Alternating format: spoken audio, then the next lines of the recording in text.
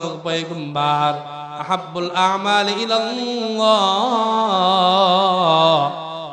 আল্লাহ তাআলার কাছে কোন আমল সবচেয়ে বেশি প্রিয়?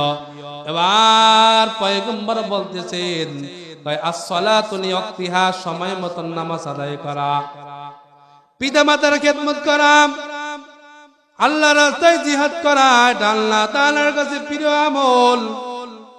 এই জন্য মাতা পিতা এত বড় এক দামি এক সম্পদ, মাতা পিতার খেদমত করতে হবে।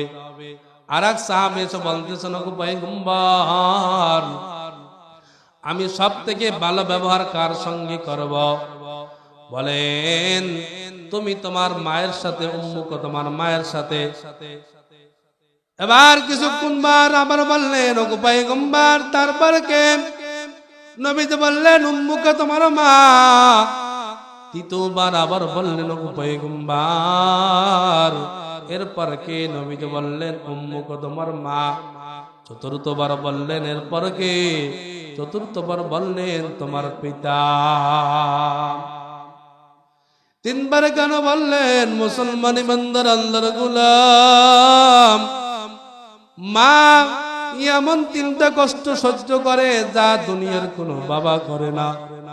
একটা মা একটা সন্তানকে 10 মাস 10 দিন গর্ভে রাখেন, তার ডেলিভারির যন্ত্রণা মা সহ্য করেন। 2-2.5 বছর বুকের দুধ মা পান করান, কোন বাবা পান করার নেই। তিনটা কষ্ট কোন বাবা সহ্য করে না, ঠিক কিনা? এই জন্য পয়গম্বর বললেন, মার মর্যাদা বাবার থেকে 3 গুণ বেশি। তারপর ভাইয়ের আমার, মা বাবা কত সন্তানের প্রতি মহব্বত, সন্তানের কিছু হইলে মা সারা রাত্র জাগিয়ে থাকে, ঠিক কিনা? কিন্তু এমন নাফরমান সন্তান আছে, মা বাবার কথা শুনে না, মা বাবাকে দেখাশোনা করে না, মা বাবাকে মা বাবা বলিয়ে ডাক দেয় না। বিবাহের পর বউ নিয়ে শহরে থাকে, মা বাবাকে বছরে একদিন ফোন করিয়াও জিগায় না, বাবা তোমরা কি খেয়ে আছো না খেয়ে আছো, কিছুই জিগায় না, আছে না? নাই।